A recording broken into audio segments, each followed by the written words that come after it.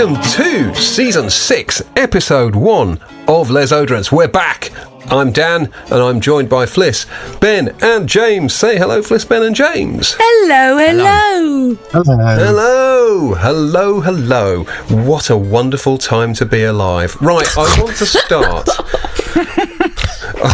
Well, I mean, as a Manchester United fan, sorry. I just thought you meant like it's in the world in general. Yeah, no, exactly. I mean, what a time to be alive. I mean, they're literally murdering people. You have an armed militia, a government armed militia murdering people on the streets of America. So, yeah, definitely interesting time to be alive. I literally had that flashback of Good Morning Vietnam, the scene with What a Wonderful World, and there's like, carnage and riots in the streets and stuff.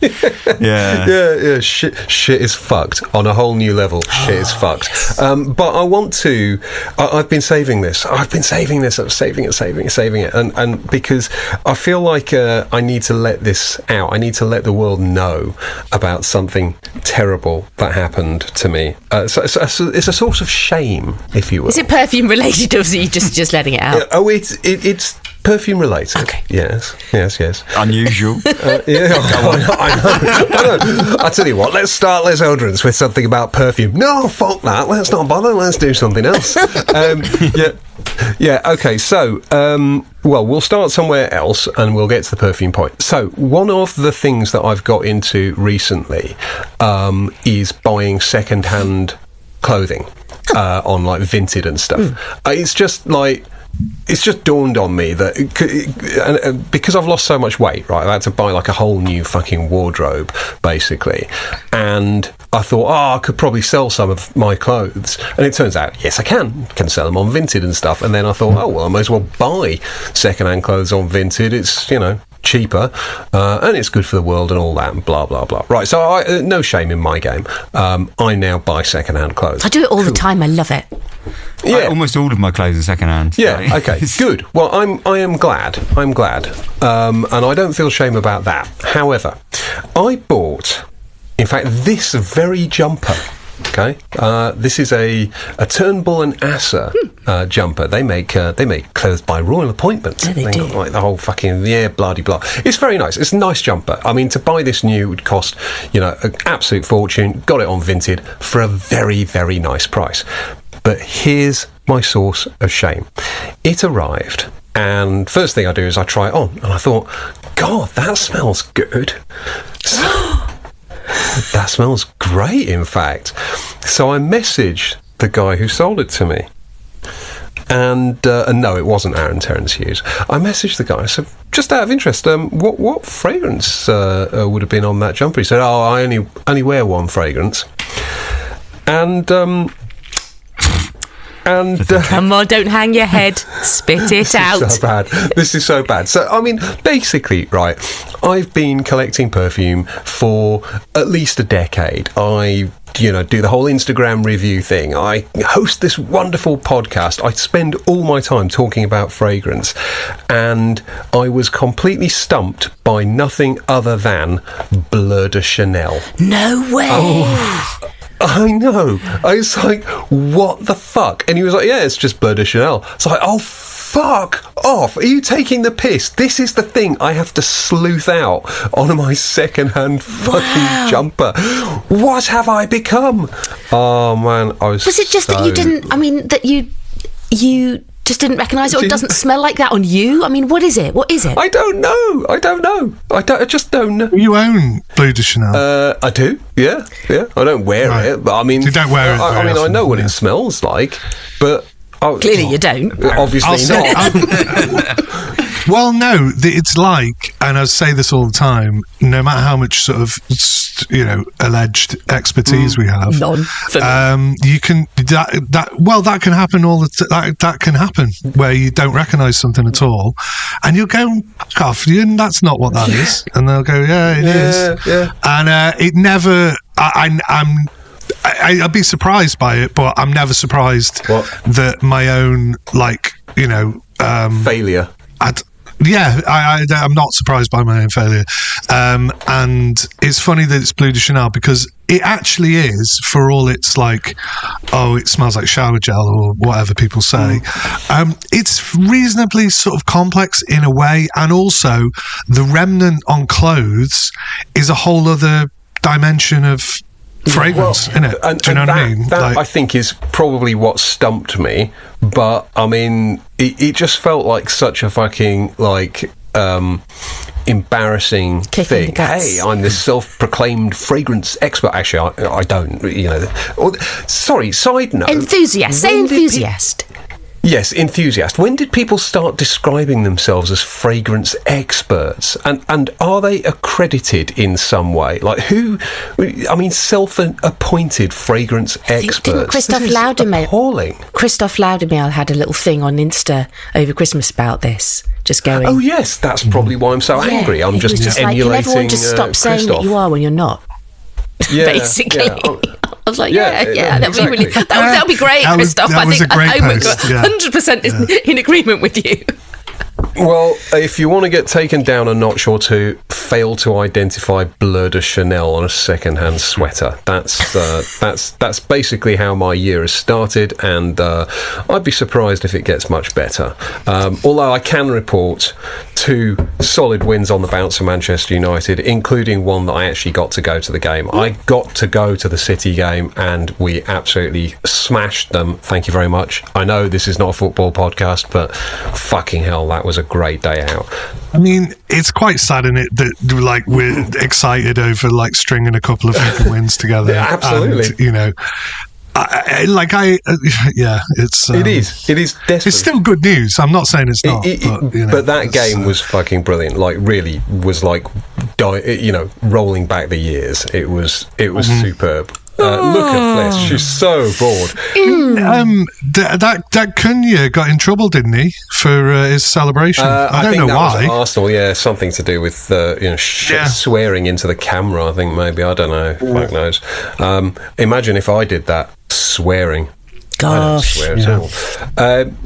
And then obviously City got battered by some fucking random Norwegians, which was it's good to see. I forget what were they called again. I can't remember their name. Sorry, it's not a football podcast, is it? Sorry. It is. Sorry, it's a football podcast. Well, sometimes it gets that way, to be fair. And I'm not in approval, quite frankly. You're not in approval. Okay. I mean, like any of you give a shit, but no, we don't.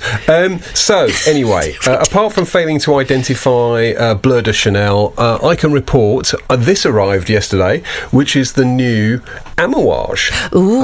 And it's called Remain. And I'll be honest, I mean, it's nice. Their names are getting shitter and shitter, really aren't they? I feel like they just slap a random word on it and go, yeah, that's this one. Sorry, I missed that. What was it called? Remain. Presumably as in stay, but it does sound a little bit like remains, which is... it sounds a bit like fucking the Brexit Party. Yes, or the opposite. The opposite of the Brexit Party, I suppose, but it sounds a bit politicky. But it's very nice. But it feels like this and I think Timber and Lustre and Outlands and what's the other one? There is one more in the range. I can't remember. But they feel like they're all variations on a theme. And it's one of those where I don't think anybody would need more than one of the range of perfumes. Which is fortunate, given the price. Yeah, exactly. I mean, you could choose your favourite though, but I mean, none of them stand out, and I don't think any of them are terribly risky. They're not adventurous. They're not like the early Amouage, which are they're like Marmite. Either you fucking love it or you hate it. That kind of really exciting myths man, myths woman, figment man, figment woman, deer, all of those really strong choices. I feel as if recently, I'm holding a little 10ml of Lustre right now, which I purchased, and you're right, it's very nice, but there's nothing exciting about it. It's just quite safe. What's happened is Amouage has grown up, and what we're doing now is we're waiting for them to reach middle-age status so that they can have like a crisis and go wild again. Like, give it like 5-10 years and they'll be back to like myths or whatever, and they'll be making bright pink bottles that smell like dog shit and arseholes and stuff. But until then, we've got to suffer through 10 years of beige nothingness. But they're very good beige nothingness. I have to say, the luster is exquisite. It's very creamy and smooth. Spices are beautiful. All the incense is gorgeous. It's really lovely. But I'm not. 10 ml is all I'm going to need. James, I hate Renault salmon. You don't hate Renault salmon. Right, he's probably a really nice bloke, and I do like following him and stuff, and look at things. But how relatable is somebody in a fucking desert with an Hermes bag sniffing something? Do you know what I mean? I'm like, yeah, that's fucing yeah, I can get to that. Well, then no wonder it's all fucking beige, right? The guy, he's homogenized that fucking brand till it's all just shat through a fucking. He's like 6'8" and wears like polka dot jumpsuits. He's not beige himself. He's fucking beige, man. Salmon, it's the worst fish. The worst fish. Well, it is. It's just shit. It's like the other Friday night, right? And I'm not calling my good lady, but I thought Friday night. What can we have for tea? Fish right, supper. Like a fucking a greasy burger, or fish and shit, or something just disgusting, nice salmon right? fillet. And just like, we're having salmon and vegetable. Fucking salmon. I don't mind salmon. Anyway. It's the new potatoes that kill me. Fucking new potatoes can get to fuck. Honestly, it's one of the worst fucking accompaniments to anything. Just what I hate with new potatoes is when you put one in your mouth and you go to bite it and the skin like slides off of it. Yeah. So anyway, back to Amouage. So anyway, fuck Renault salmon. No, and I know he's your mate and stuff, and I know I've sort of. Well, he kind of is. Come on, you and him are fucking bros. Bros, yeah. We go out drinking and everything. Yeah, we exchange cryptocurrency tips, and I talk to him occasionally about perfume on Instagram. And I mean, look, the thing is, I like this. You won't be getting shit now. No, well, hey, listen, I don't think they. I'm certainly not saying it's shit anyway. I suspect if I went around saying, look, it's shit and I fucking hate the direction of the brand, that might not be ever so popular. I don't mind the direction of the brand, and actually, I think these bottles are absolutely fucking the new ones are beautiful. So nice. But I think this particular range has a sort of and I think you said homogenized, James. There is something sort of homogenous about them. They are all quite samey, and I suspect that's intentional, but it feels like they're like minor variations on a theme. If you like one, you'll probably like them all, but if you're a collector, do you need more than one? Probably not. So I don't know. It's a perfectly nice perfume, but it's not my favourite of the range. I don't mind a thread running through, which kind of Amouage had previously, but that kind of flair of sort of creativity. And I'm saying all this, and to be honest, exactly like Fliss said, they're kind of nice. A lot of their releases, I can't knock them. They are quality. They smell great, but it's more just I'm not inspired to buy them. I'm not inspired to buy them because they're a fucking rip-off. I think and £500 or something. Yeah. They can fuck off with that shit. Like, don't do that. Don't do that. Don't make them this, like, aspirational thing that, I really want this bottle. Because I don't. Let's not take the piss with perfume now. They're all at it. I was looking the other day, and it's like an average of like £300-400 for a niche 100ml bottle. That's stupid, man. No. That's alienating me out of the hobby or whatever, and it's making me, maybe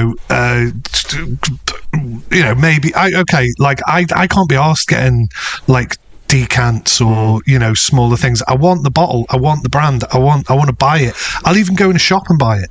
Do you know what I mean? Like if the sales assistant is like nice and like convinces me, I don't give a shit. I'm not going to shop around online and stuff. I know, never pay retail and all that, but I don't care. I honestly, I don't. If I have a good experience, out of all of us, you're the one who is more likely than any rest of us is to pay retail. But I'm going back to like 10 years when things were like a £200 perfume was like, oh fucking hell, that's a lot. Whereas now, there's no way I wouldn't pay retail because I'd look at it and go, are you fucking joking? Is that really the price? No, I can't buy that. Do you know what I mean? So I think we could probably do a whole episode on pricing because it's fucking nuts now. But there were a few other bits that I wanted to mention, and actually I suspect, Ben, this might be a mention for you.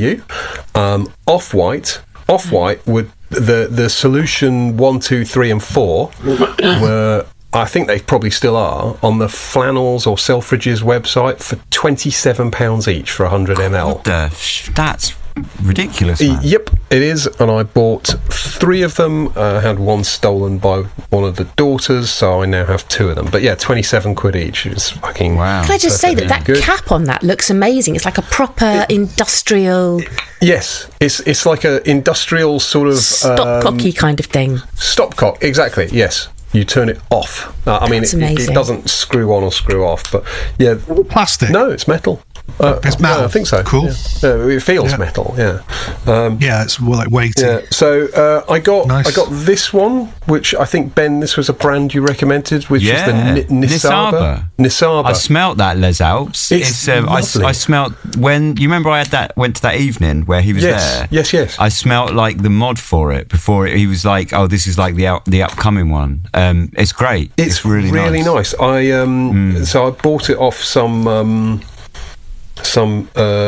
I think YouTube reviewer or something who was selling it on eBay for like, I don't know, half of whatever it normally costs. It's really nice. It's very sort of fresh and a little bit herbal, and I guess woody, but it's quite. It's called Les Alps. It's quite bracing. It does have that whole cold mountain air thing going on, but without being like the Creeds, is it Silver Mountain Water and Himalaya and stuff. It's not quite. So that's the whole brand. Is like is they name them after like areas, and then they use like kind of stereotypical like ingredients or elements from those areas to like showcase the areas. So the whole thing is meant to be like that. Like it's definitely meant to be like the Alps. It feels very sort of classically elegant, refined, sort of gentleman-y type fragrance. It's not old school or hyper sort of masculine. It certainly has none of the shower gel thing going on, and it's just really, I thought, extra primo good. I was really impressed with everything of that brand. Well, really I want to. Good, man. I definitely the guy want who runs it's hilarious. Yeah, I'm told this.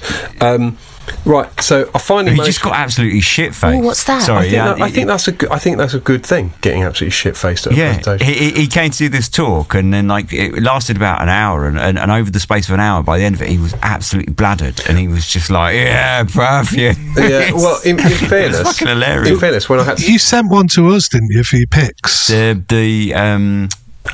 Was it like an amber lavender type one? Lavender right, one. Yeah. I like that. Yeah. That's cool. I think really cool brand. Oh, and just by the way, let me just show you the cap on this. The cap is a wooden thing with a hole in it. It's more like a protector than a cap kind of thing. I think that's rather nice. Anyway, so I mentioned this, I think, just before Christmas. I finally bit the bullet and bought it. This is the Bottega Veneta one. It's just a kind of wonderfully cool iris thing, and it comes with this big sort of marble kind of plinth that you put the bottle on, which is like totally unnecessary. It's like, yes, and this will be £300, please, for the plinth. I mean, it's not, but that's their sort of bullshit, isn't it? But it's a beautiful bottle. You put it to display it. It's a display, yes, indeed, and it's got an artichoke note. Now, I don't I don't know about that. I mean, there's something that smells weirdly flat and grey and sort of homogeneous, I guess. Again, like a really linear sort of, like when the light is flat, you get those grey days, and the light just kind of, everything is absolutely equivalent, and light just hits everything in a plain way. That's what this smells like. There's something wonderful and kind of just off kilter and almost like morose about it. I don't know. Is morose? What a word! Morose. Yes, thank you. I think you mentioned this before, and did we have a discussion about? Does anyone like artichoke to eat it? I mean, it's not. It's horrible, isn't it? I don't know. It's an awful lot of effort just to get to that little bit. And then once they've got to that little bit, especially in the UK, the way that you get it is by buying it in a jar of oil. And then I don't even know what artichokes taste like. What's great. What's the one they call eggplant? That's not artichoke. No. That's aubergine. Aubergine, right. They're shit as well, because they just kind of... Although they drink oil. You try fry them, those shits just suck up oil. It's insane. Anyway, not a chefing programme. Wonderful. Back to football. Wonderful, weird perfume. Right, I'm conscious I haven't been blathering on, but I just wanted to share this one with you as well. Ooh. So this is Jill Sander. Now you did a post on Insta about these. Yeah, ta-da. Oh, that's fun. And there's a whole range. It's like a cloche. Yeah, a cloche. That's the word. A cloche. So they come with these white sort of titty-shaped cloches. And titty cloche. A titty cloche, yeah. So, well, that's exactly what they are. And you can, if anyone wants to go have a look, they are on my Insta. I bought the whole range. There was someone selling them on Vinted as I was buying my second-hand jumpers. I spotted the whole range, and it was clearly some influencer had been sent the whole fucking range to review. So I took a punt. They worked out as, I think, so there's 6 in the range, and they worked out as 90 quid each, and I bought them for myself as a Christmas present, but I ended up selling 3 of them. They're all really good, though. Yeah. 3 of them were like, nice, but I'll never, ever wear that. The ones I retained were one called Coffea, which is coffee, one called Leaf, which is predictably green and very lovely. It's not that really overly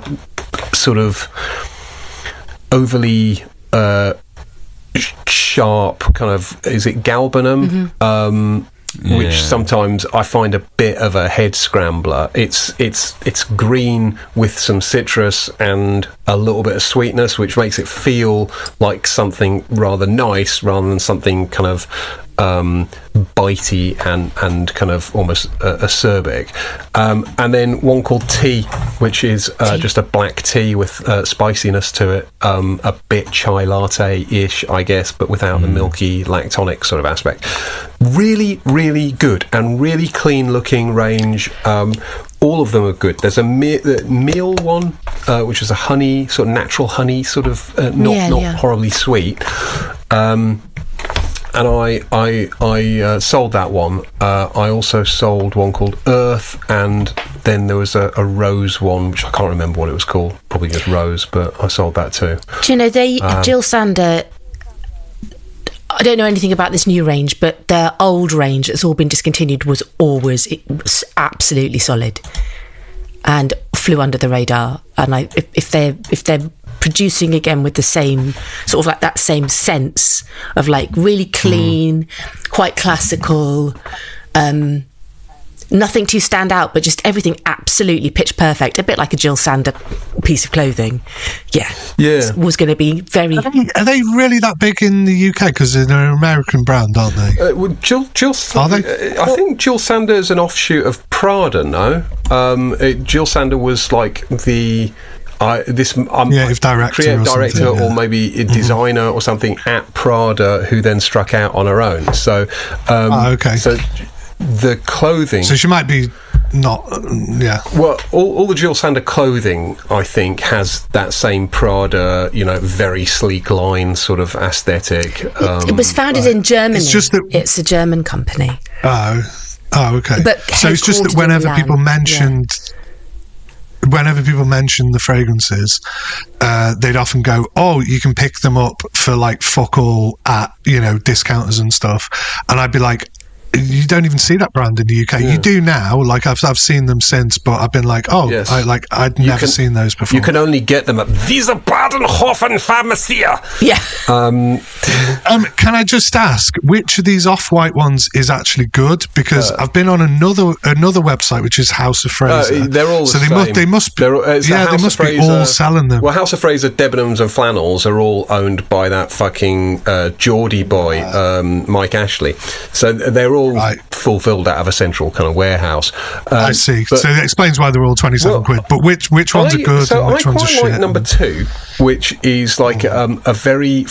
I think you might like it, James, in a way that Fliss would hate it. It's a very sporty, fresh kind of... it smells like tangerine jelly. I think it's a really fun... fresh fragrance. For me, it's a perfect gym fragrance. And the number 1, I think it's kind of blue as well in colour. Yes, that's right. And number 1 is like a slightly weird, which was, I think, the number 1 being the first fragrance, I guess. But it's like a slightly weird figgy variation on Santal 33.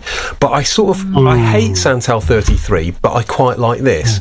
So that can happen. I don't know if I'd call them masterclasses in creativity, but for 27 quid, I mean, it's I'd like to say I'm prepared to take a punt on at least one. Yeah, I mean, just for the sheer fact that that's how they look. But number 2, which is the one that you originally had that Ben quite liked. Was that number 1? No, that's number 11 or some shit, wasn't it? Second range. 6, I think 7, 8, and 9 were like the second. That's right. Bunch. Yeah, they're the ones that I've got a load of, and they're all good, to be honest. I mean, they are increasingly odd. I think the first 4 or 5, whatever it was, were reasonably conventional, and then they sort of went a little bit further off the wall. I mean, look, none of them are going to change your life, James. So, £27. I just kind of quite like the bottle and stuff. Well, so even if I just get that number 2, they are great to look at.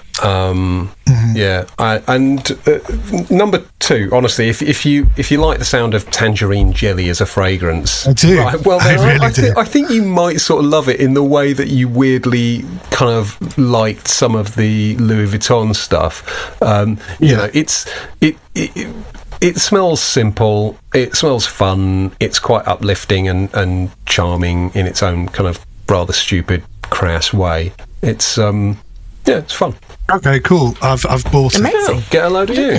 Lifetime purchase here at Les Odes. Live buying. Live influencing. You want some influencing live? Yes. Listen to us. Yeah. Live enabling. I'm just going to send my invoice now to Mike Ashley. Thank you very much, Mike. You spiky head cunt. Is that the guy who used to do the... guy, Mike Ashley is the Geordie who used to own Newcastle United. Sports Direct. Direct guy. sportsdirect.com. UK's number 1. That's him. That's him. Good. Right. Okay. So sorry, I have been talking way too much. So Fliss, I can see you're doing the shoulder movement. It's because I've got a bit of a stiff neck. Well, you and me both, actually. Yeah. I've got a phys... And me? Yeah, what's going on? Do you know, I think it's because it's so cold and icy that I hunch my shoulders a bit, and especially on the school runs in the morning, and I put my head down like that, and I scurry almost like a little hedgehog, and that scurrying, like a little hedgehog against the cold, icy water streaming, bleating into my face, and I'm like that. You got your shoulders all hunched up. I'm all hunched up, like, come along, Ethan, come along, hurry up.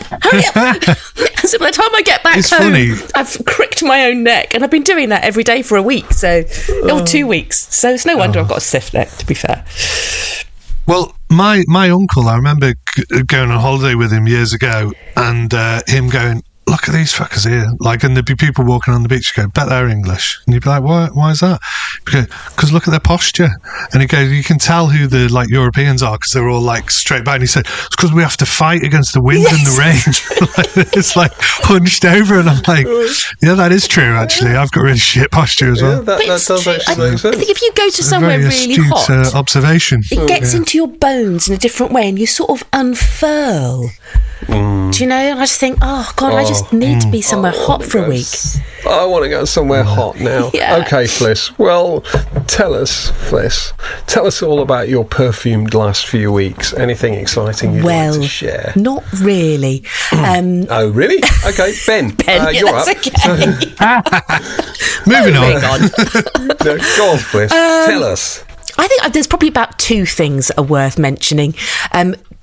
One of them is to do with the cold, actually, because normally we've had this conversation before. I'm like really sort of autistic about when I wear my fragrances, and I have like a spring rotation and a winter rotation and a summer rotation and all that kind of stuff.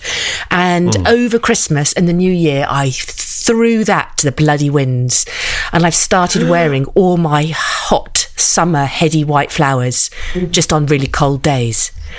Get you. I know. Chancing it. Songe by Goutal, Nuit Andalouse by MDCI, 24 Faubourg EDP, Your Neroli Plain Sud, all the things that I would say are like hot summer flowers. I've just been wearing them on really cold days and it's been lovely. So I've changed my tune and turned over a new leaf. That's probably about the only new leaf I've turned over. You changed your tune and turned over a new leaf. I know. And have you thrown any other metaphors in there at the same time? Not that I can Changing think of. tunes, new leaves. Did you catch an early worm or anything like that? Oh God, no! I wish. It's very boring.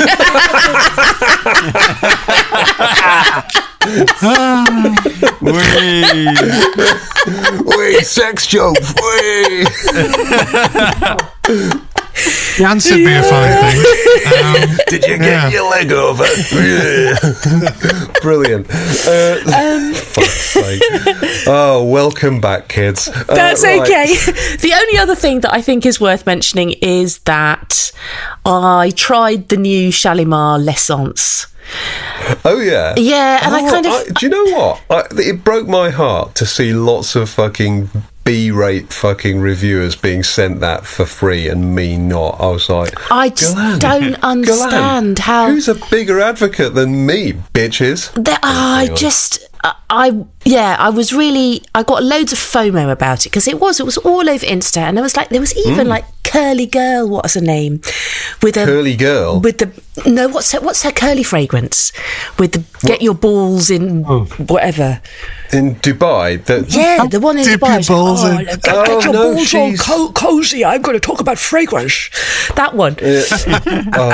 She was sent it, and they sent her the original Shalimar EDP and the L'Essence, and because they knew she ain't ever smelt the exactly, and then she did an entire video on the fact that she'd never smelt it, and she spouted all this bullshit that she obviously hadn't even researched what Shalimar was, and talked at great length about it, sort of like being a bit old and smelling like old ladies, and then being hugely surprised when it didn't, and like even it was just the worst 20 minutes of my life. But I couldn't look away because she got through shit and I hadn't, and I was so incensed. My eyes were burning into my phone, and I hated her for a whole 20 minutes.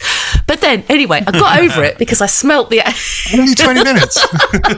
I want to know what Stuart Lee would have said.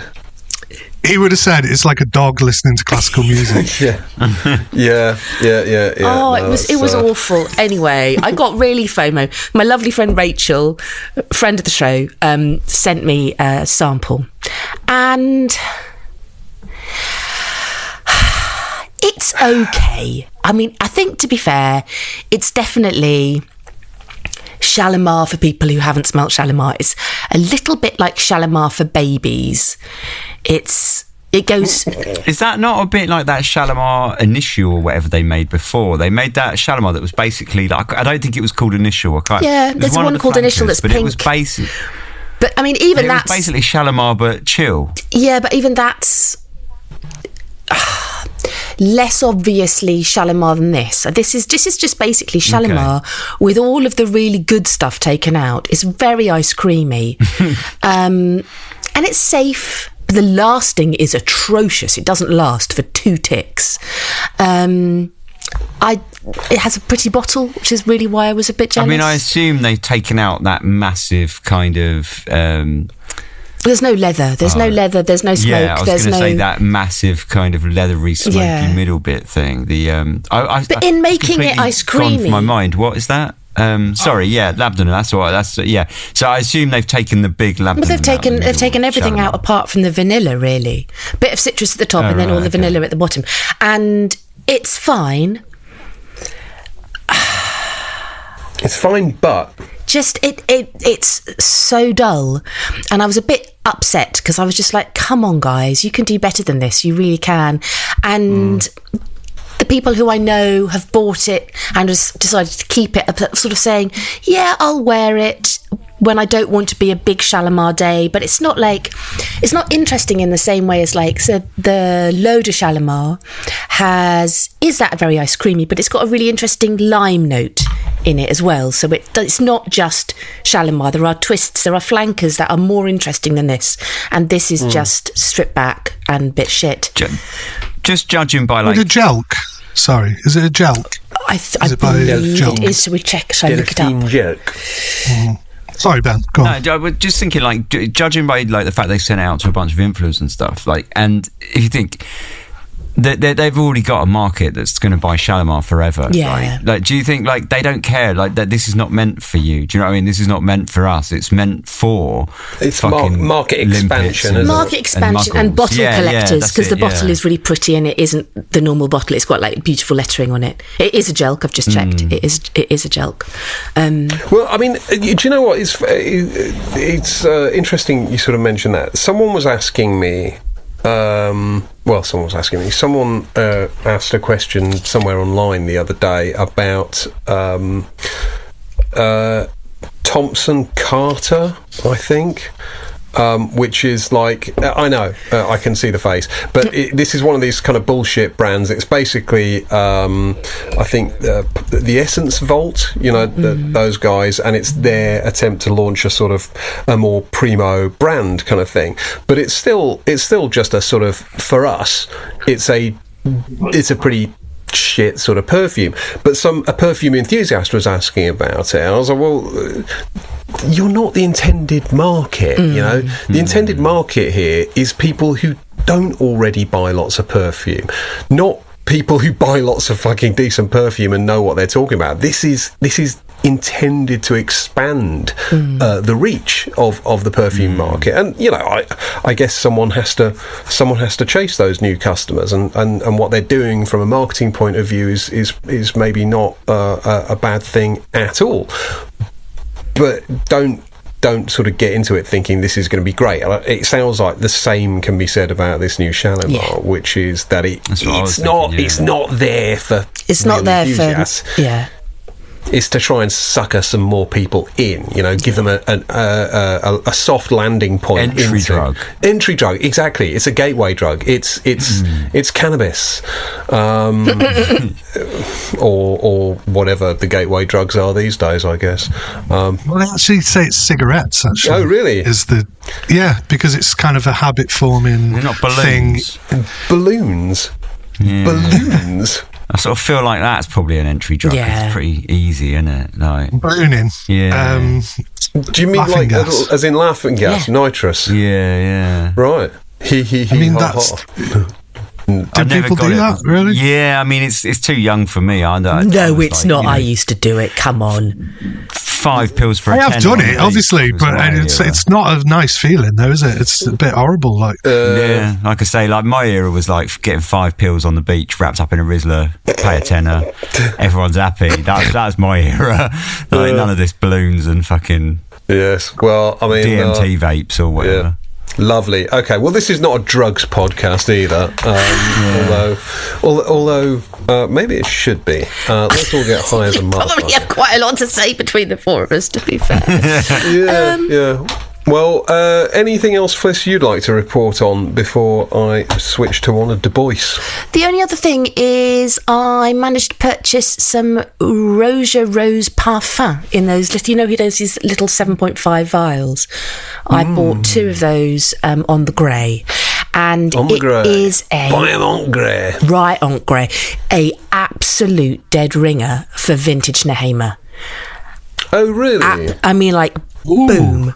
I had like 3 mil left of vintage Nehema, and I wore that on one wrist, and I wore the Roja Rose on the other, and I literally couldn't tell the difference. Are you saying? I mean, just so that we're clear, are you saying that Roger duped something from Guerlain?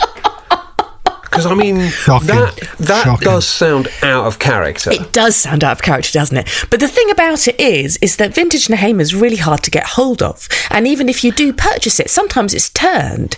So if you do have the money and you love Nehema, there's a perfectly acceptable dupe out there that is about 3 times the price. Yes, I know. It's Roger really turned that whole dupe market right on its fucking head, didn't he? Right. Oh, Nehema's gorgeous. I'm sure. Did Mitch send us all Nehema once when we did like a Guerlain episode or something, or a vintage? He did. And then he sold me what was left in his bottle as well. So I had the.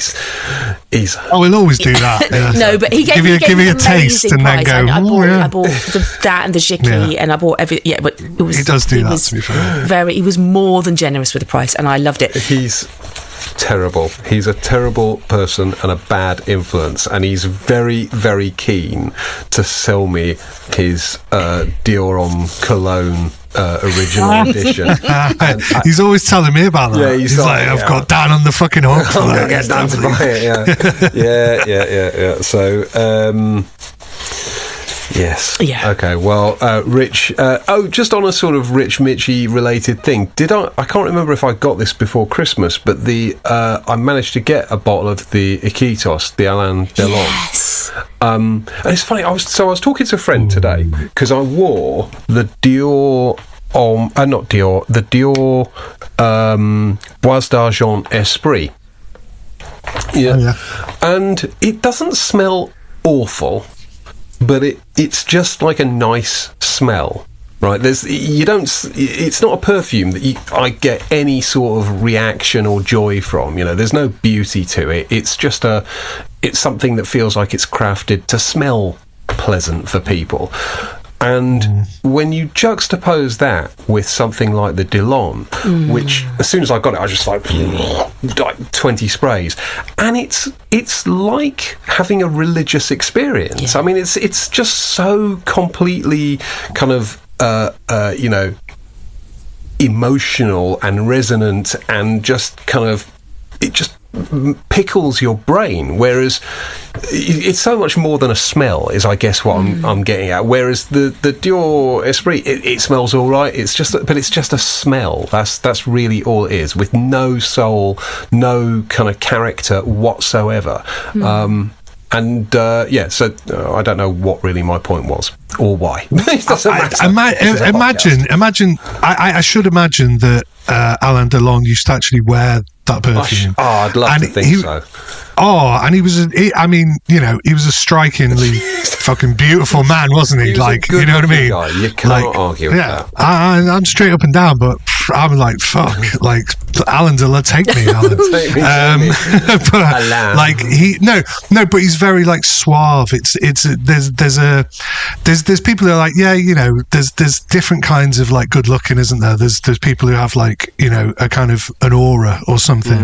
And he kind of strikes me as he had that. But imagine him smelling like that as well. You'd be like, fucking hell, this guy?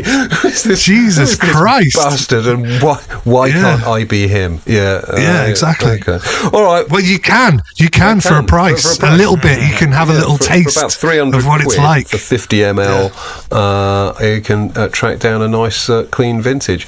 Are you having a beer, by the way? I am actually. Lovely. Yeah. I do like a Tuesday night beer, but do you know what? I've not had a drink.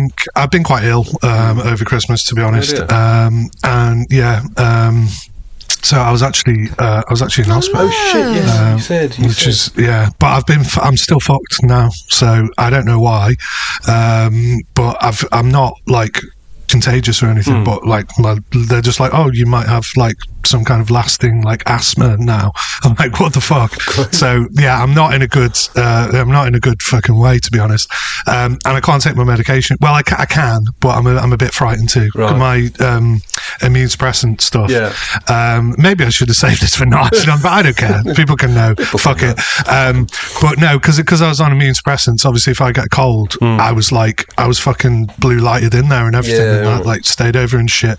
And anyway, so now that I'm out, I'm kind of like, they're like, yeah, you can go back on it because you've not got live thing, but I still feel fucked. So I don't know. But anyway, what was I saying? You're something not as dark. Oh yeah, I'm having a beer. Do you know what? I've had those beers in the back of my car like over the whole Christmas period. Not that I haven't drank, but I haven't drank much. I tend to drink wine. But I just thought I'll have a beer. I drank so much wine.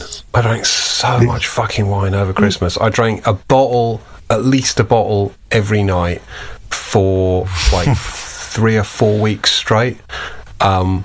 By the time I went back to work, I was like, probably I need to have a little bit of a dry time now. I've reduced my alcohol intake substantially. There's a little overshare for everyone. Tune in for next week's episode on alcoholism. It's very Moorish. That crack cocaine. It's very Moorish. Yeah. Super hands. Anyway, okay. Well, James, you're up at the Oki. Tell us about your perfume experience. Oh no, he's got to rush for a piece of paper. He can't just busk it. No. I've been genuine. No, well, I do have to do that definitely, but I'm not going to talk about the things that I've worn, but I have been very much, despite obviously things. I've been very much enjoying perfume and going through my collection and wearing things that I really wanted to wear and things that I could talk about, but I won't, because I'll talk about the things that were more memorable. So new stuff that I tried. So I bought 3 sample sets. One was Nishani, because I don't really know that brand. I mean, I tried a few of them when they first came out and I was like, what the fuck is everyone raving about this stuff for? It tended to be people who'd been sent it for now. And also Nishani. Yeah, it's like a Turkish brand. So they had all those like Annie and all those first ones that they brought out that people were like, oh wow, this is like. So just to give him a shout out, because he might be listening to this now, my friend Adam, who is now like suddenly just out of the blue like texted me like a few weeks ago and went, I'm really into perfume now. Yeah, I've got a confession to make, James. I'm really into perfume. Yeah. And then basically his sort of frames of reference are very much in the what's popular or what he's seen. So he's consumed a lot of things, and he'll go, oh yeah, like these are like classics and stuff like Nishani and shit like that. And I'm like, classics? No, bro. I'm just looking. No, well, I don't think he said classics, but he said like things, and like, a lot of like Xerjoffs and stuff. And I'm like, no. You'll learn. Yeah. You're young. You'll learn. I've got to say, I'm just looking at my spreadsheet, and of the 3 Nishani that I've tried, I've marked them all as scrubbers. Yeah, right. I mean, so Nishani was sort of at the vanguard of that Turkish perfume sort of thing, which is now, Turkish perfume is a byword for nuclear strength, kind of, hyper tenacious, overdone fragrances.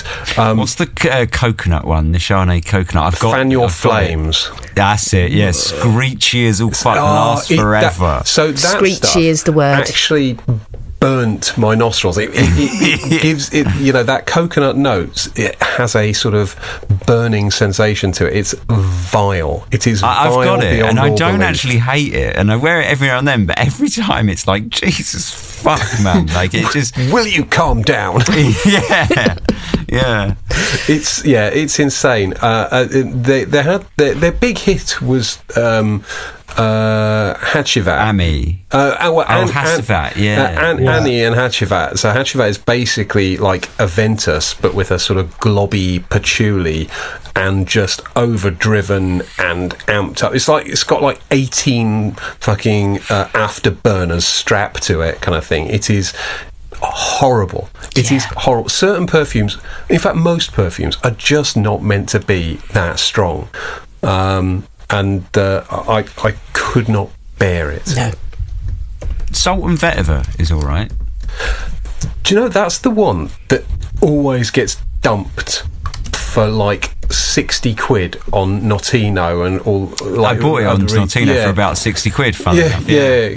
I don't know why. I guess the reason being, it's actually quite a pleasant perfume, so the people who like that brand don't like it. Yeah. It's the only one that Rich Mitch doesn't think is shite, and he actually owns it, I think. Okay. You're kidding. Well, Rich Mitch thinks almost everything is shite, so... True. He does.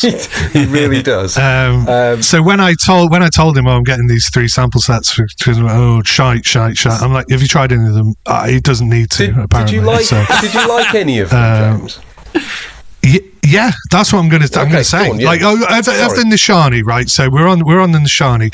This is a collection. So I looked at them, and I kind of did what I don't normally do, which is kind of looked into them first, and I kind of did a different kind of review where I looked at them first. But then I forgot about that, forgot what they were, and then sprayed them and did the review afterwards. So the ones that I did do that with were another brand that I'll talk about in a minute. But I tried to do that, but then inevitably I'm just fucking stupid and didn't do that. Yeah, exactly. And then I wrote a whole thing about it. I haven't posted it anywhere. It's just going to remain in my notes on my phone, just talking to my fucking self. So anyway, story of my life. Well, that's it. Like you've got your spreadsheet. Do you know what I mean? Which you occasionally like bring up, but all that information is still good. It's like cathartic, isn't it? To like get it out of you. It's like, you know, you've got to do it. So anyway, this Nishani, right? So I can't remember what the collection's called. I haven't written it down here. Anyway, I looked at the collection and they were all top perfumers. So you've got like fucking Aaron Terrence. I don't know. No, we had like maybe all the top guys. All you know, you got all the good ones. Dominique Ropion. I've written one down there. The guy. Alberto Moraes. Alberto, okay. All right. I mean, there's others. Perfume. Okay. Alberto Moraes is the definition of renter perfume, right? I mean, no, I think what's her name did one. Who does the Amouage ones? Cecile Zarokian. Cecile Zarokian. Make people like that of that ilk, right? So, so there's 5 I think in this collection. I can't fucking remember what the collection's called. There's one called Temp Fluo, Tero. Oh, these are the new ones, right? Yeah. Paplifico, Desiro, and Credo. Right? Does that one smell like a creed? Well, okay, let's just go through briefly. So actually quite nice. Spicy top notes, blah blah blah. Spicy top notes, blah blah blah. Okay, so this one had is a kind of gourmand orange blossom. So that's the Temp Fluo one, which I actually weirdly reminded me a little bit of that Chanel Allure Homme Sport Eau Extreme. Oh yeah, yeah. It's kind of daft, but like it's almost got this kind of caramel, ambery, and then that grape soda-y sort of like kind of slightly cheap orange blossom. But weirdly, I liked it. I probably liked it the most out of a lot of them. I think I did a review. I think this is I have actually written this review. I think it's on Instagram if anyone's fucking interested. And I think I did star ratings as well. Whoa, then this Tero one was kind of dry peppery woods. It's got like this lime bergamot kind of top note I perceived as, but then actually thought, oh, this is kind of weird. And then it has this supposed to be like Sichuan pepper kind of effect. But like I say, to me, I got this kind of North African, like lime pickle, or like when they have those preserved lemons, that kind of like thing. So it was kind of this sort of chunky thing. But then it's got like, again, it's got like the salted caramel. They've all got this sort of like gourmand thing to them. So they're quite complex. I sort of like that kind of interplay between that sort of citrusy thing and this gourmand shit. So then Papilifico is a kind of heady, spicy opening. That's a Dominic Ropion. Dominic Ropion, baffled by the notes. I got a kind of cherry, red berry, sort of plummy kind of, a little bit like a plum Japanese kind of, a little bit, that sort of like vibe.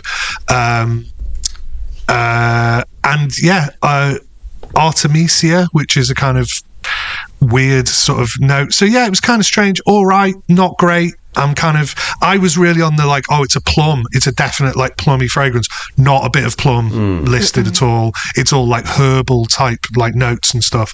Then De Zero, which is actually a lot of people. Now, again, I looked at it first and I knew that there was one that everyone was saying, oh, it's fucking Bleu de Chanel. So coming back to your Bleu de Chanel, Dan. So it all comes full circle. And guess who the one that people say, oh, it's a little bit like Fierce, but a little bit like Bleu de Chanel. I already mentioned the guy. Is it Christophe Laudamiel? No, it's... No. Morelis. He did do Fierce, didn't he? Yeah, Moraes. Yeah. So it was Alberto Moraes. But didn't Laudamiel do Fierce? Yes. He did, he did. And you did mention Laudamiel, someone, Fliss. I did, yeah. Yeah, fair enough. So I kind of get those nods, right? But this is definitely a classier Bleu de Chanel. If that's indeed what you ever wanted, it might be worth checking out for you, Dan. Yeah, maybe. Spray it on this jumper. Spray it on my second-hand jumper. Yeah. If you don't like it, you fucking stick it on Vinted. Yeah, exactly. But anyway, so yeah, I mean, what can I say? It's a client. I quite like Bleu de Chanel. I don't own it. I've no real desire to sort of buy it or anything. So, you'd argue why you even being nice about it. But it's an okay fragrance. It's kind of like got a slight incensey vibe. It's slightly bleu. It's an all right fragrance. I don't mind it. I don't mind when people are wearing it. It smells good, So this is a slightly upmarket version of that. Then the last one, Credo, I thought it was astringently like chemical, and like it has this kind of wood, like very woody and resinous, but with like a polish kind of vibe to it. And I'm like, what the fuck is this? It's got like pink pepper kind of like opening, and it's basically Tom Ford's Oud Wood. Oh God! But a slightly modified, yeah, exactly. Study in dullness. But you quite like that blue brand that smells like oud wood. I remember you saying blue brand that smells like oud wood. Oh, the Thamine one. Thamine. Yeah. I mean, I've sold most of those. I still have some of the more recent ones, the Christopher Chong ones, which are all, well, mostly very big floral sort of numbers, but quite nice. But most of the blue ones are probably just a bit drab. But that one in particular, I don't know. The whole oud wood profile, it's like it's all right, smells all right, but fucking boring, mate. I find it quite. I'm so surprised that it's so popular, because it's quite astringent and it's quite polishy. Do you know what I mean? It's quite chemically harsh, I would suggest. It smells like soapy, sort of like it's. I guess I'm probably getting at the same thing. It's like cleaned. It's like cleaned up wood. It's quite shiny and hygienic. There's nothing dirty or nasty about it. Yeah. So anyway, the other houses I got, so I don't want to fucking go on for ages, but I'll try and get through these as quick as possible. So there's Maison Crivelli. So I did try a lot of the original. Oh dear. What's that noise? Look at her face, though. They can't see her face. I think I'll have to. You're not a Crivelli fan? I am not. I think of Crivelli, right? It's like it's right up there with the Nishani, I think. Well, Oud Maracuja is like being fucking stomped on by whatever it is, pomegranate. Yeah. Maracuja, is it pomegranate? I find that range, again, it's that passion, big, overdriven, everything is just beast and huge and scratchy and I can't be doing with it. I can't be doing with it. It makes me just want to I'll just say the original ones that I tried, yes, they were a little bit like that, but they weren't as they've got progressively more scratchy and harsh and fucking yeah. Just jump in. So anyway, the first one, Patchouli Magnetique, which again was one that Rich Mitch was like, oh, I've got that. Really? I was like, what? Like that'd be, I thought you'd slag that off. I actually think it's a biche, isn't it? I think they're mostly biche. Fernandez. Mm-hmm. I weirdly like biche and Jordi Fernandez the same person, because they seem to use the same palette of materials. They seem to have very similar styles. It's very this is trendy palette, isn't it? It's the palette of now. Unfortunately, it's a very neon palette. Oh, so and patchouli, right? Okay, so it's a kind of very screechy beach patchouli. I sprayed one spray on a card and on like Christmas Day or something, and it was pissing me off, so I had to move the little tab out of the room, and I was like, oh my god, that was one tiny spray of a little sample on a thing, and it was doing my fucking nut, right? And I was like, I can't be doing with that. Yes, I can, it's a strong, prominent patchouli. It can kind of appeal to anybody, from like someone who likes dirty hippie patchouli to someone who likes ridiculously modern kind of thing. And what I then proceeded to like about it was that it's a kind of floral patchouli. It's like that sort of thing that, like, the really over the top makeup counter fucking troweled on makeup, really loud fucking perfume. It's very much like that. But when I wore it, I loved it. And I wore about 4 sprays, and I went, fucking hell, am I stupid? Because one spray was doing my head in on a card for like 3 days. I'm going to put 4 sprays on and fucking go out. And do you know what? It was so much better and more nuanced, and I actually really quite enjoyed it. I mean, it's a big, huge fucking perfume, but it's definitely got like fruity, floral aspect to it as well, which is good with the patchouli. It's a good patchouli. I've got to say, yes, it's loud and screechy, but hey, they all are. Then the others are pretty quick to go through. I don't like Amber Chromatique. Has this weird kind of tomato smell to it with the amber. I've smelled this kind of vibe before, and I don't really like it. Then there's Tuberose Astral, which oh dear, interesting, Fliss. See, I went to a Crivelli event, funnily enough, a year or two back, and I met up with a friend who was wearing that Tuberose one, and I thought it smelled great on her, actually. I mean, I wouldn't dream of wearing it myself, but I thought it smelled really good on her. I think Fliss's reaction is as a Tuberose fan, and it's probably not her vibe. And I understand that. I gave it 2.5 stars out of 5. Out of 5, okay. Generous. Because I thought it was okay.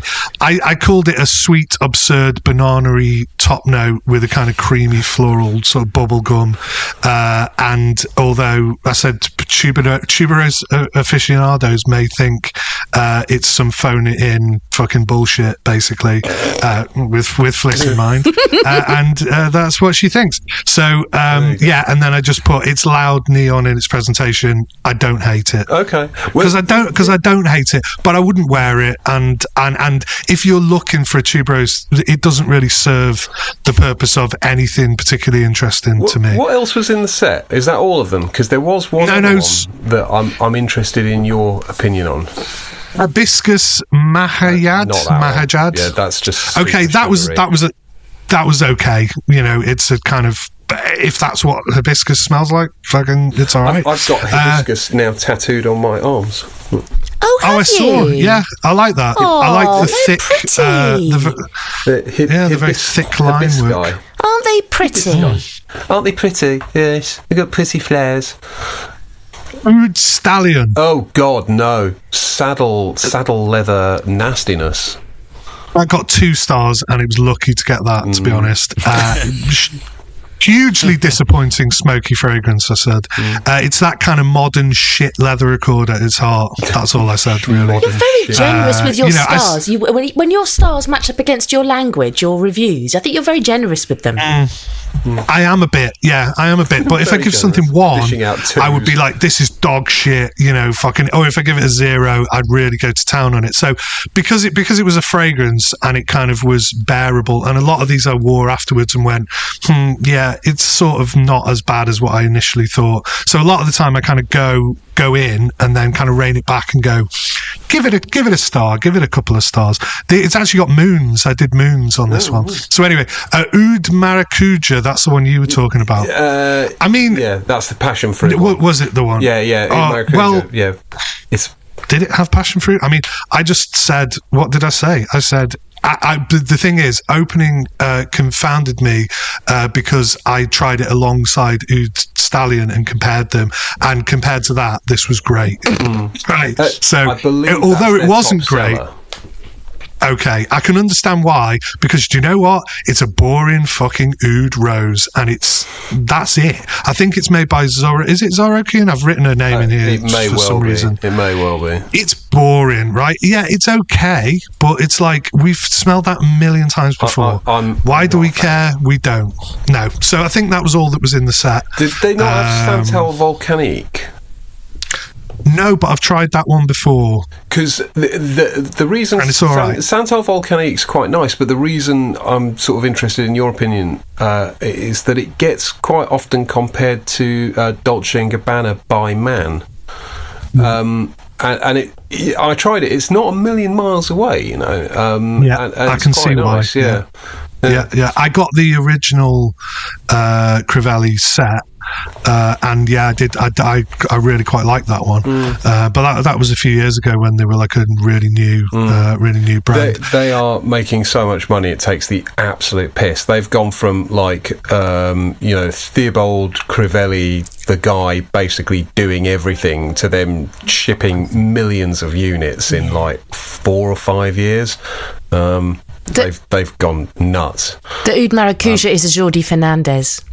It's Jordi Fernandez, which I'm increasingly convinced Jordi Fernandez and Quentin Biche are just the same person. I know that. Can I tell you a funny little anecdote? Please do. So, about that very same thing. So there's these guys, right, and they run a YouTube channel that has to be seen to be fucking believed, right? It's called Pete and Peter, right? And they are flat earthers. Oh no, right? Amazing! You're obsessed with these guys. No. Have you heard about these guys? I told you about these guys before. Flat earthers. I'm not. I'm not. Right. The thing is, there's a Chester Flat Earth like society or whatever that they run, right? And they have. No, seriously, and they have like they go to like a Quakers hall every week, and they have people like come and challenge our ideas on fucking this. But they have the most weird fucking shit. Like they're like, actually, H2O is not really. But H2O, water's not really fucking. But they're fucking mental, right? They're mental, and they're brothers, they're twins, right? Twin brothers, but they sit on either side of the camera like this, and they talk. Have you ever seen that video of those Australian twins that went viral last year? Yeah. And they were talking at the same time. They talk like that, right? But it's infuriating. You go, I can't watch this. You can watch like 10 minutes of them, and you go, no. And I had a theory in my head. I was like, I think this is one guy. I think he just dishevels his fucking hair and pretends to be the other one and like flips the camera and just does it. And I was like, he must be like a master, like, because I've only ever seen one of them, because they do walk around Chester, and I've only ever seen one. And then the other day, I saw fucking both of them across the road, and I was like, no fucking way, there is really two of them, because you'd watch it and go. Because they sync up their... it's fucking weird. Wait, anyway, sorry about that. So Jordi Fernandez and Quentin Biche are just like Pete and Peter. Yeah. Did I ever tell you about the explorer that I thought was dead? What? Because sometimes you just get in your head and you believe shit, right? And I I used to see this guy when I walked the dog in a certain park. I used to see him all the time. He had a dog, so we'd always just have a bit of a dog walkers kind of chat as you do. And I don't think I ever asked him what he did, but for some reason I had it in my head that he was like an Arctic explorer. Which is complete nonsense. Well, no, there are them. They do exist. They do exist, and I then didn't see him for ages, and I read in the paper that he died on an expedition in the Arctic. It was like a local paper, and I'd read it, and then this just became internalised. But then I started wondering: had I dreamt this? Had I just made this entire thing up? And was this like a really vivid dream, and that my brain had just filled in the gap? Anyway, 5 years later, I just saw him walking down the road, and I was like, "Yep, made it up." Made the whole fucking thing up. There you go. That's what happened when you saw Pete and Peter together. Oh God! So. There is one more brand. I'm sorry to fucking take so long about it, but that's how conspiracy theories work, though. You just internalise your own shit, your own monologue. Yeah. So the other brand is called Virao, and I think Virao. You know about these. Damn Virao. Do you know who they've had doing their advertising recently? No. Well, you will know her. Bonnie Blue. It's very close. No, I'm not going there. Like Jordan. No, what's her name? Katie Price. No. It's the girl with the black hair and the glasses. Well, that narrows it down. Oh, God. Anyway, go on. What did you make of the perfumes? Hang on, you can't leave us hanging. The girl with the black hair and the glasses. I can't remember. Who the fuck is that? Mia Khalifa. Oh. Who the fuck is that? What? Well, I mean, I think... Okay. Good. Right. I mean, you should definitely look up Mia Khalifa. Probably not on your work laptop. Oh, no, I've just accidentally put it in my laptop. I don't want to see it. Yeah, no. Hang on, let's have a look. No, do not be looking her up. She's a Lebanese-American media personality, former pornographic actress. Let's have a look at her. Well, no, this is not a porn. She looks about fucking 12. What, like, is this? Am I going to get my door kicked in now? No, I wouldn't have thought so. What, Operation U-Tree? No, I wouldn't have thought so. No, Mia Khalifa was a porn star of some repute or disrepute, depending on your perspective, and she's one of these people who, as quite a few, I guess now, are making sort of legal moves to have all of their content kind of taken off the internet and stuff. But she, I mean, because it just came up on my Instagram feed, like her advertising Virao, and I was like, hang on, that's fucking Mia Khalifa. And so... Wow, I mean, weird tangent there. I don't know what the fuck that's all about. I mean, no judgment at all. You know, more power to you, Mia, and all that jazz. But it just seemed like such an incongruous kind of person to have, because the brand as well. I'll be honest, they're full of shit. It's all like fucking twatty. Yeah, it's like all about energies and crystals and that kind of fucking gibberish. So.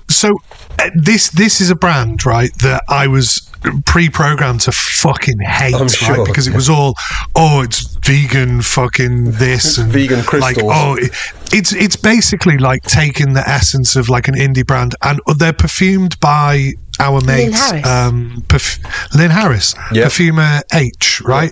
Who I think is a fucking brilliant perfumer, but I think she's like a fucking savant. I think they just put materials in front of her and she goes and makes amazing. But she's like I think she's a natural perfumer, right? I really do. Not like she uses natural material. I mean, I just think she's got like the knack for it, whatever it is. I've yet to try one of her perfumes that I love. Yeah, you don't love them. That's the thing. They're all like good, but there's nothing that you love, and that's brilliant, and yet just utterly leaves me cold.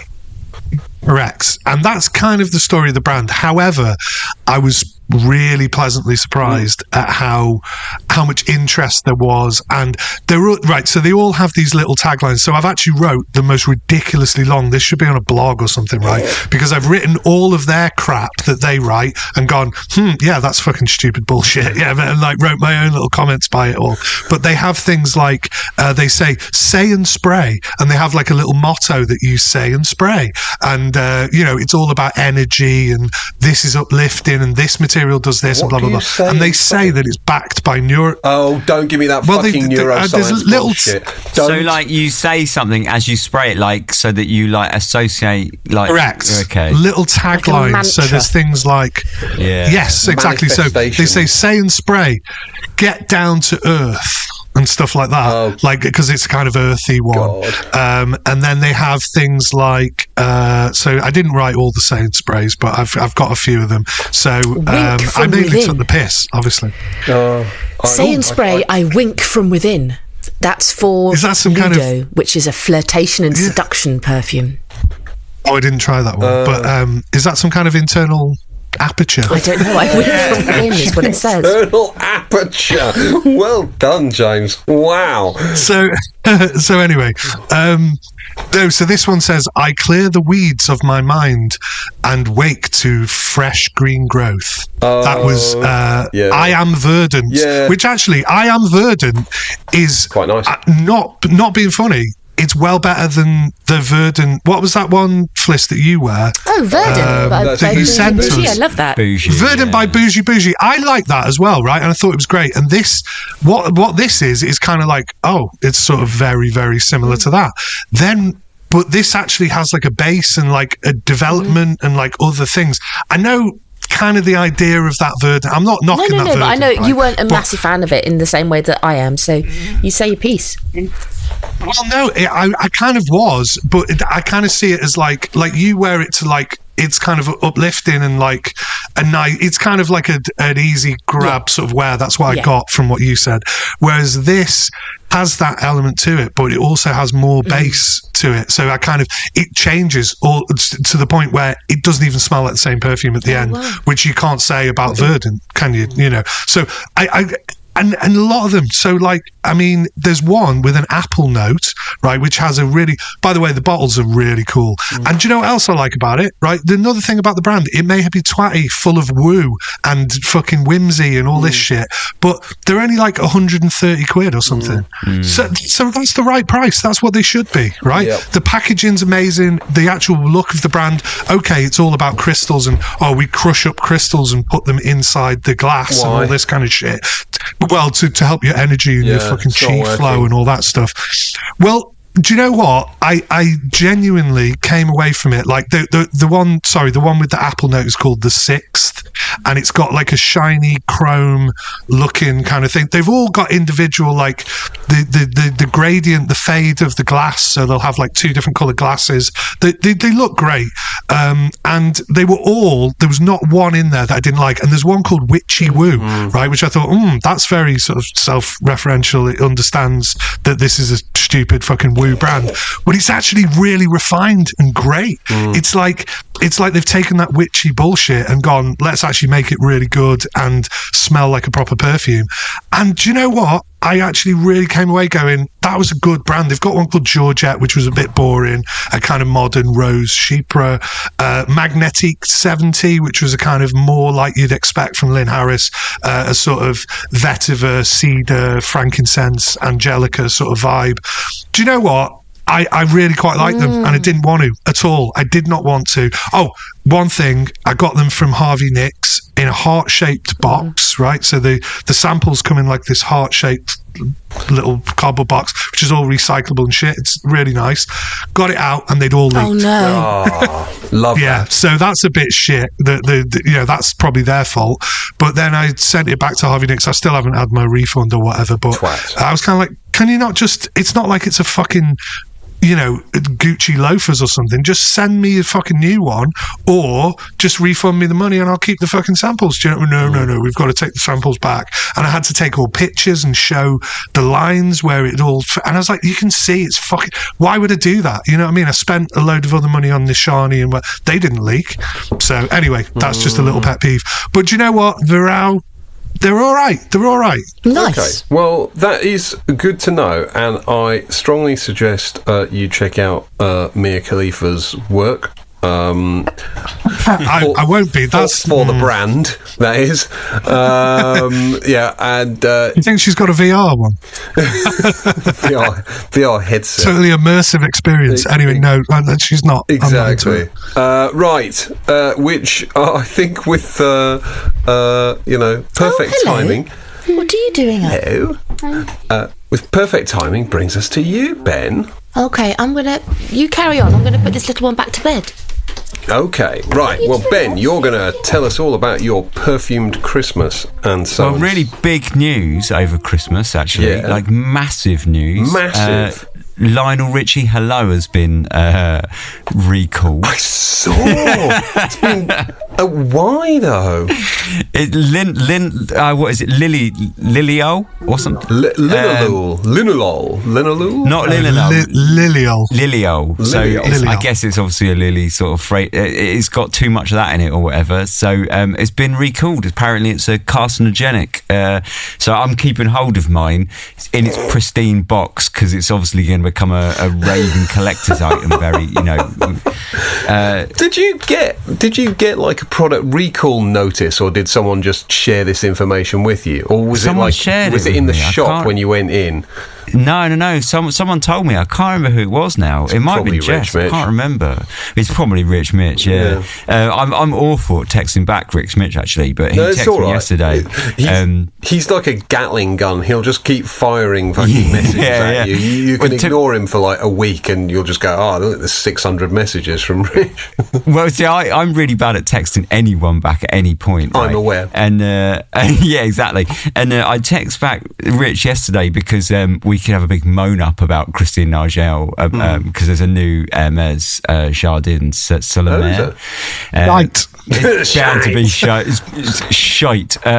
It's like a tiare flower one, so you can know how that's going to smell pretty much straight off the bat. But I haven't texted him for ages, and he texted me our new Hermes Jardin, and I just text him back like, Christine Nigel ate that bitch, and we spent about 5 minutes complaining about how rubbish she was, and that was that. But yeah, in other news, it's such a niche argument, isn't it? Like, two middle-aged guys basically arguing about how much they hate some woman they've never met because she's ruining their favourite perfume brand. Jeez. Yeah, basically, yeah. Over Christmas, I forgot in the last episode to talk about, because it's shit, but it's worth talking about. I got sent the Rolling Stones Subversive Scents. Now, who the fuck knew the Rolling Stones band has got its own perfume brand? Really? I mean, they probably don't know anything about it. Yeah, hold on. I got the thing. And off he goes. I'm just trying to think of a Rolling Stones perfume gag. I got the Discovery set. Loading. Loading Rolling Stones go. Loading dad joke. Go on. Right. Okay. Yeah, no, I got the Discovery set, right? And so they probably don't even fucking know they've got a brand. They probably somebody signed off on it. Yeah. But, and then the perfumes are called Wild Horses, Sticky Fingers, I Can't Get No Satisfaction, Urban Jungle, and Paint It Black. So it's their songs, right? Okay. All your dad jokes basically stolen there, James. Yeah. And they already done them. They done them back to me. But you know what? They're actually...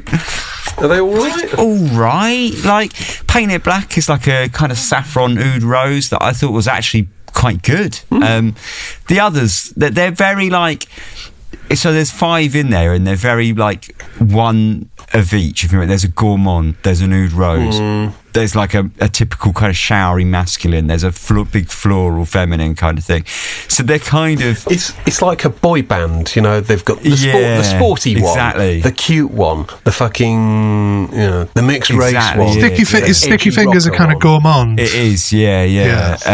Predictable. Exactly, yeah, totally. And Paint It Black is an oud rose, woo. Like, but like, yeah, but they're all right. But it's not really worth talking about. But just, I thought it was interesting that Rolling Where Stones... Where did you get sent them from? From Amazon? It was an Amazon Vine thing, yeah. But yeah, I just thought it was interesting, like, because the Rolling Stones have got perfumes. I was like, what the fuck? Wow. Like, so they're not associated with any individual member, so there's not like a Mick Jagger. No, sadly not. That would be better, I think, if they did that instead of the song. Jagger.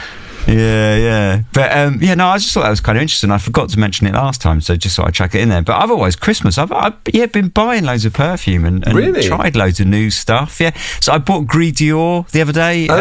Big fuck off bottle of that, because I got a little sample in my advent calendar that Jess did, and I wore it and was like, because I always thought Gris Dior was like whatever I'd read about it was that it's a bit shit, it's a bit rubbish, and I tried the sample and was like, this is nice, so I bought it, and it's really good, man. It was different to the sample. I think samples always smell a bit different because you're only spraying like a little bit, aren't you? And when you spray the big wafter, you get like more or whatever. But it was much more patchouli than I realised, but not in a bad way, because I'm not really massive into like heavy patchoulis. But it's like quite a light patchouli. It's not dank and heavy and green. It's like this light kind of woody patchouli musky thing, and it's actually really nice. So yeah, I was quite pleased with that. I love Gris Dior. I think it's so it's just classy as all hell, and it's one of the better Dior Privés, I think. I just think it's so beautiful. But the guy that I bought it off, actually, because I said, like, to be honest, I think it's a bit shit, but I'm going to buy it anyway. And he was like, I think it's like in the top 3 Diors, and I was like, fair enough. But yeah, no, it's good. It's really good. What are you selling it for? Behind Sauvage and Sauvage Elixir. Yeah. I mean, if you ever do sell it, then I'm going to put my hand up for dibs, because it's so lovely.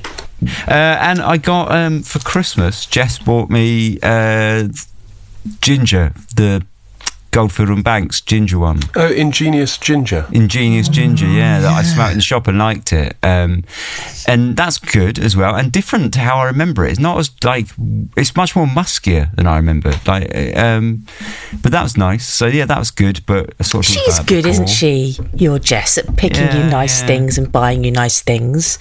She appreciates your perfume love. Yeah, it's because she knows that she's going to use them all. She uses more of my perfume collection than I do. And now I'm not even taking the piss. She definitely, because I go sometimes 2 or 3 days where I don't really bother wearing anything. When I wake up every morning and just snuffling around in there before she goes to work, hear the tinkling of bottles and snuffling around, yeah, like a badger. Yes, yeah, exactly, yeah. And what else did I get? I haven't got it yet, but I'm going to buy L'Animal. Fucking Animal. Oh, you talked about it the other week. Born to Stand Out. BTSOs. Yes, L'Animal. I really liked it. I've been wearing it a lot. Not Dirty Laundry then? Fuck, not Dirty Laundry, no. Or Dirty Milk, both of them in the bin. But L'Animal, really nice, like a honey fragrance, but it's like smoky honey, quite photorealistic honey, so it's not like wildly sweet or anything. But that's nice, so I'm going to buy that. It's discontinued, but you can get it, and for not too terrible a price, actually, 140 quid, which I think is actually fairly reasonable. So yeah, I'm going to get that because I've been wearing that a lot. And some others that I smelled that I thought were interesting.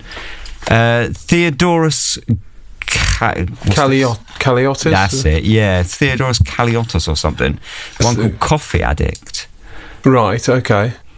Which you can guess how that smells like, right? Does it smell coffee? It does smell like coffee, but it's more... the coffee in it is really, really it's definitely follow, kerosene follow, big bitter coffee, but it's much, much, much sweeter, and it's like Follow, but if it was like a coffee, you had those coffees with the little shots, you know, and you get like the caramel shots or whatever. So it has this big caramel element to it as well. Really nice, because I love those like kind of like really black, bitter, strong coffees. But it's kind of, it's a little bit more not interesting, but different with that kind of caramel element, because it is definitely like a fudgy caramel kind of gourmand element to it. But I thought that was quite nice. And again, like, was that one that Jess put in your thing? Yeah, oh, isn't it nice curating that for you? Yeah, it was really good. It was really interesting, like December, basically. But yeah, no, that was good. And I don't think overly expensive for that, which I think was quite cool. I've got quite a big sample of it, so I'll probably sort of rinse that before I think about buying it. But yeah, that was good. And another coffee one that was in that thing, and this was fucking good. Coco Kimia, Atelier des Ors. Right. Yeah. Okay, is that one of the more recent ones? It is. It's in a black bottle, and I tell you what, really good. Like, you know Lume Feline has like that really big, strong cardamom. Yeah. So that's very similar cardamom as that, but nothing like the rest of the fragrance. But that cardamom is a really big element of this one in the same way it is of Lume Feline. But it's mixed with like coffee, dark chocolate, spices. Really fucking good, man. The cardamom is unreal. Cardamom coffee is like a thing, isn't it? Like it's a flavour combination. Yeah, definitely. Really good, man. It's like woody sort of. So there's massive, big, strong cardamom, then there's coffee, and then there's sweetness, but it's more of a I'd say like a kind of dark chocolate kind of thing to it, which is really not overly gourmand at all. It's much more woody. It's much more along that kind of like woody, spicy kind of thing, rather than gourmand. But it just has this kind of chocolatey coffee kind of thing that just keeps it really bitter and dark. I thought that was great. And again, one that I'm going to look out to buy, but probably not retail because that's a bit steep, I think. But really good, man. They do come up quite well priced on eBay from time to time, I tell you, Dale. Yeah, so I'm going to keep an eye out for this one because it's a newer one. So I think... You're quite into that brand, aren't you? How many of those do you own? Yeah. You've got a few. I own 4. That Crepuscule des Ames one that you sent me a sample of and I ended up buying is absolutely magnificent. And I describe it as like the spiritual kind of descendant of Opium for Men. It's like honey, spicy, sort of just classically. I mean, it's got fougere vibes as well. It's just a bit of everything, but just magnificent perfume. Really great. I think the brand's great, man. I mean, another one. I tried another one in that Advent calendar, Blue Madeline. That was really good as well. A citrus thing. Really excellent, man. Like, I've yet to smell a perfume of theirs because I've smelt a bunch of their samples as well, and I've yet to smell one that I've thought that's shit. Like, at the very least, they're like, that's not my thing, but it's still a fucking corker of a perfume. Like, they're like, you know, they're thick, they're strong, they're rich. Like, you can always, I feel like they've probably got really good ingredients, but I don't know, they might not, you know, but they feel like good perfumes, every single one of them, man. And I've got one that I'm not massively keen of, and I bought it because it was cheap on the grey. Which one? Desert Tears. It's that's not its actual name. It's called L'Arme du Desert. Yeah. I didn't get along with that one particularly either. It's okay, but I'm not massively excited. It reminds me of a shitter version of the Memo that me and you both liked, Dan. The Shamzood? Yep, Shamzood. It reminds me of a slightly shitter version of Shamzood, and so I wasn't that bothered. But I bought it cheap and I kept it because it goes with my other bottles that are the same, you know. But, I've kept it because it's pretty and it goes with yeah. But I tell you, Musk Immortelle by there is another one that's fucking brilliant. That's a really good, like, Immortelle and Musk. Smells like piss and Immortelle. It's brilliant. Really good. Ben does like the smell of shit and piss. Yes. But weirdly, I've get comments like compliments on that. Every time I've worn it, someone has said to me that smells really good, which you wouldn't expect because it's like an irisy, Immortelle, musky, pissy thing. And I would not expect that because it isn't that usual, but it's a good perfume, man. They're great. So yeah, that Coco Kimia, I loved that. I thought it was great. And the Blue Madeline was good as well. But Coco Kimia really stood out as like, I think it was my favourite in the whole of the 24 days of Advent calendar. I think it was the best one in there, that Atelier d'Or Coco Kimia. Wow, really that's high praise indeed. Fucking hell. So yeah, like there's loads of shit really, but that's been like the highlights, I guess, and of buying things and whatnot. That sounds pretty good. I think it was a smart move, by the way, to retain your bottle of Lionel Richie Hello. You know, I mean, it's a smart investment, isn't it? It's only gonna go up. It's only going to go. I mean, I paid £9. Hello, you've got cancer. You've got cancer now. People will be paying £500 for that soon. Like, you can say original pre-reformulation. Still on eBay. Is it still going on eBay? To be, yeah. There'll still be people. Almost certainly. Well, look, I should have kept my my pound stretcher receipt, shouldn't I? So I can sort of prove its provenance. But although whenever I see a receipt next to anything on an eBay purchase, I immediately know it to be a fake, because it's like yes. I mean, I remember a guy had, I can't even remember what it was, for sale, and he had a receipt with it. And I messaged him, I go, that receipt says it's in dollars. Where did you buy it from? He was like, oh no, hang on, that's the wrong receipt.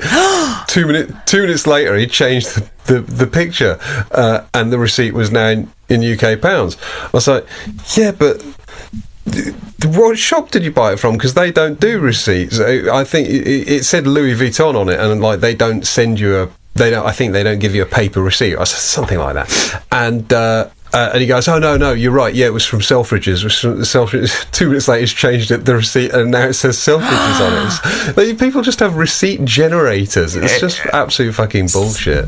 Whenever I'm like an eye out for Louis Vuitton trainers, it's like, you just know, like as soon as the box and the receipt and the little card and everything, single one of them doesn't come with the real world. They're all fake, and it's like, this is just, to me, it's like a massive flag, like, don't buy these, because they're obviously fake. Well, and the receipt in like Chinese yuan, and you're like, good one. Right. It's worth paying for the authentication checks on eBay and Vinted, I think. But anyway, look, we find ourselves at the end of a grueling 90 odd minutes of podcast.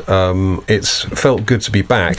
So just before we wrap, I just wanted to say, from all of us, a huge thanks to one of our listeners, Aaron. And Aaron is a very thoughtful chap who I know has recently experienced bereavement, and Aaron got in touch to basically thank us for producing this absolute fucking nonsense that we continue to spew out into your podcast every however many weeks it is, at completely random intervals, by the way. We're going to get better at that this season. We're going to stick to once every 2 weeks rather than fucking 2 weeks, 6 weeks, 1 week, 4 weeks, 8 weeks, 9 weeks, 3 weeks.